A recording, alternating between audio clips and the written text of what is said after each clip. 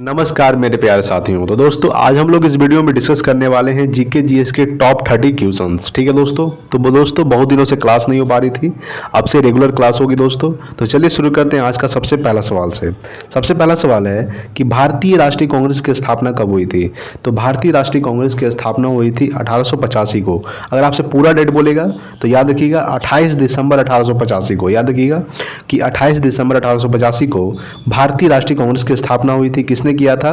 तो ए ओ हुम ने किया था। याद रखिएगा ए ओ हुम ने 28 दिसंबर 1885 को भारतीय राष्ट्रीय कांग्रेस की स्थापना की गई थी। अगला है कि वंदे मातरम गीत के रचनाकार कौन थे।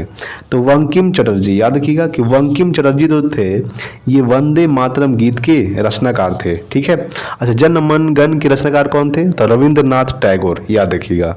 अगला है 3 नंबर कि टीपू सुल्तान ने अपनी राजधानी कहाँ बनाई। याद रखिएगा दोस्तों कि टीपू सुल्तान ने जो अपनी राजधानी बनाई थी ये श्रीरंगपट्टनम में बनाई थी। कहाँ बनाई थी? तो श्रीरंगपट्टनम में टीपू सुल्तान ने अपनी राजधानी बनाई थी।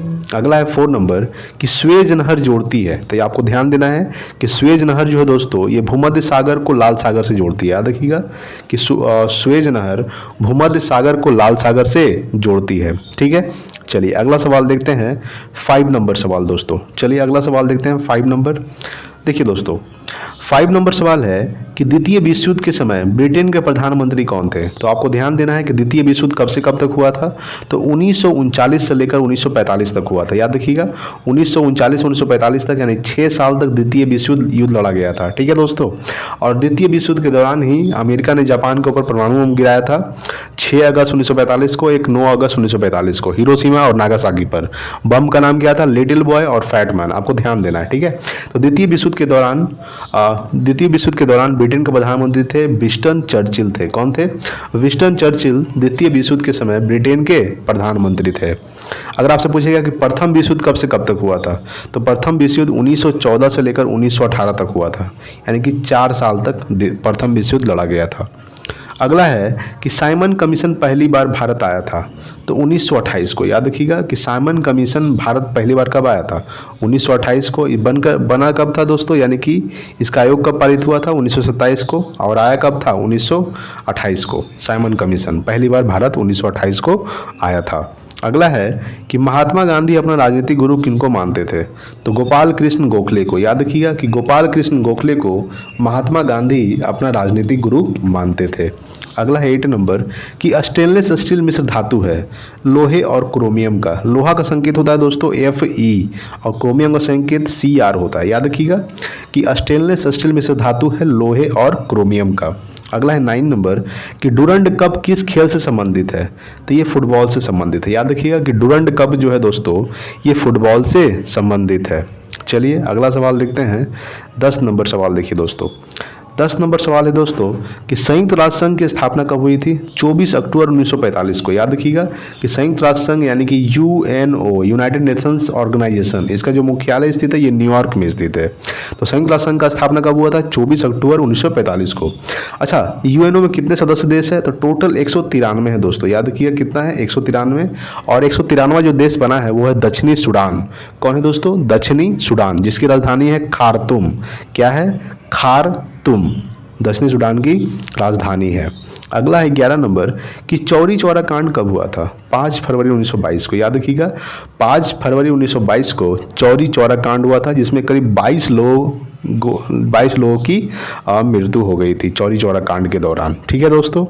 याद रखिएगा कि चौरी चौरा कांड कब हुआ था? 5 फरवरी 1922 को, जिसमें 22 लोगों की मृत्यु हो गई थी। ठीक है। नेक्स्ट 12 नंबर सवाल कि सर्वोच्च न्यायालय द्वारा कितनी प्रकार की रीट जारी की जा सकती है? तो 5 प्रकार की। याद रखिएगा कि सर्वोच्च न्यायालय द्वारा कितनी प्रकार की रीट जारी की जा सकती है? तो 5 प्रकार के रीट जारी की जा सकती है सर्वोच्च न्यायालय के द्वारा। चलिए अगला सवाल देखते हैं 13 नंबर सवाल। 13 नंबर सवाल है दोस्तों कि भारतीय संविधान के किस अनुच्छेद में ग्राम पंचायतों का उल्लेख है? तो अनुच्छेद 40 में। याद रखिएगा कि अनुच्छेद 40 में ग्राम पंचायतों का उल्लेख किया गया है। भारतीय संविधान किस अनुच्छेद में? तो अनुच्छेद 40 में ग्राम पंचायतों का उल्लेख किया गया है। अगला है कि बांधवगढ़ राष्ट्रीय उद्यान किस राज्य में स्थित है? तो ये मध्य प्रदेश में स्थित है। याद रखिएगा कि मध्य प्रदेश में स्थित है दोस्तों बांधवगढ़ राष्ट्रीय उद्यान, ये भी आपको ध्यान देना है। और सबसे ज़्यादा बाघ कहाँ पाया जाता है? तो मध्य प्रदेश में। और सबसे ज़्यादा वन कहाँ है दोस्तों? सबसे ज़्यादा वन यानी सबसे ज़्यादा जंगल मध्य प्रदेश में है। सबसे ज़्यादा बाघ कहाँ है दोस्तों? तो ये भी मध्य प्रदेश में है, याद ध्यान देना है आपको, ठीक है। तो बांधवगढ़ राष्ट्रीय उद्यान किस राज्य में स्थित है? मध्य प्रदेश में। अगला है कि यूनिसेफ का मुख्यालय कहाँ स्थित है? तो ये न्यूयॉर्क में स्थित है। याद रखिएगा कि यूनिसेफ का जो मुख्यालय स्थित है दोस्तों ये न्यूयॉर्क में स्थित है, आपको भी ध्यान देना है। और यूएनओ का मुख्यालय भी न्यूयॉर्क में स्थित है। अगला है खून की कमी को क्या कहा जाता है? एनीमिया कहा जाता है। खून की कमी से कौन सा रोग होता है? एनीमिया रोग होता है। अच्छा, खून का पीएच मान कितना होता है? 7.4 होता है। कितना होता है? 7.4, जो क्षारीय होता है, ठीक है। अगला देखते हैं 17 नंबर सवाल। 17 नंबर सवाल है दोस्तों कि आज़ाद हिंद फौज किसने संगठित की थी? तो सुभाष चंद्र बोस ने। याद रखिएगा कि सुभाष चंद्र बोस ने आज़ाद हिंद फौज संगठित की थी। अगला है 18 नंबर कि चंगेज खान किसके शासनकाल में सिंधु नदी पर पहुंचा था? तो इल्तुतमिश। याद रखिएगा, ठीक है, यहाँ पे मिस्टेक हो गया है थोड़ा, कि चंगेज खान किसके शासनकाल में सिंधु नदी पर पहुंचा था, ठीक है। क्या था? पहुंचा था, तो इल्तुतमिश के शासनकाल में। अगला है 19 नंबर कि पोंग बांध किस नदी पर बना है? तो ये ब्यास नदी पर बना है। याद रखिएगा कि पोंग बांध जो है दोस्तों ये किस नदी पर बना है? ब्यास नदी पर। अगला है 20 नंबर सवाल कि 1942 में करो या मरो का नारा किसने दिया था? तो महात्मा गांधी ने दिया था। याद रखिएगा भारत छोड़ो आंदोलन के दौरान महात्मा गांधी ने करो और मरो का नारा दिए थे 1942 में। जो कहाँ दिए थे दोस्तों? मुंबई के वार्धा में दिए थे। याद रखिएगा, ठीक है। चलिए अगला सवाल देखते हैं 21 नंबर सवाल। 21 नंबर सवाल है दोस्तों कि सांची का स्तूप किसने बनवाया था? अशोक ने बनवाया था। याद रखिएगा कि सांची का जो स्तूप है किसने बनवाया था दोस्तों? अशोक। अगला है 22 नंबर कि गुलाम वंश का संस्थापक कौन था? कुतुबुद्दीन ऐबक। याद रखिएगा कि कुतुबुद्दीन ऐबक जो थे ये गुलाम वंश के संस्थापक थे, ठीक है, आपको ध्यान देना है। नेक्स्ट है कि मनसबदारी प्रथा किसने चलाई थी? तो अकबर ने चलाई थी। याद रखिए कि मनसबदारी प्रथा किसने चलाई थी दोस्तों? अकबर ने चलाई थी। अगला है 24 नंबर कि औरंगजेब ने किस से गुरु का वध करवाया था? तो गुरु तेग बहादुर का। याद रखिएगा दोस्तों, आपको यह ध्यान देना है कि औरंगजेब ने किस गुरु सिख का वध करवाया था? तो गुरु तेग बहादुर का वध करवाया था औरंगजेब ने, ठीक है। चलिए नेक्स्ट देखते हैं अगला 25 नंबर सवाल।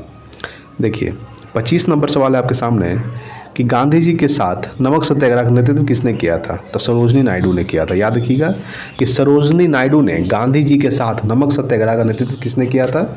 सरोजनी नायडू। कब हुआ था? 1930 में हुआ था नमक सत्याग्रह, ठीक है, ये आपको ध्यान देना है, ठीक है दोस्तों। अगर आपसे सवाल पूछ देगा कि बताइए कि भारत की पहली महिला राज्यपाल कौन थी? तो वो थी दोस्तों सरोजनी नायडू। याद रखें, सवाल एक तो पूछ सकता है एग्जाम में कि भारत की प्रथम महिला राज्यपाल कौन थी? सरोजनी नायडू। अगर आपसे पूछेगा कि भारत की प्रथम महिला मुख्यमंत्री कौन थी? तो सुचेता कृपलानी, ठीक है।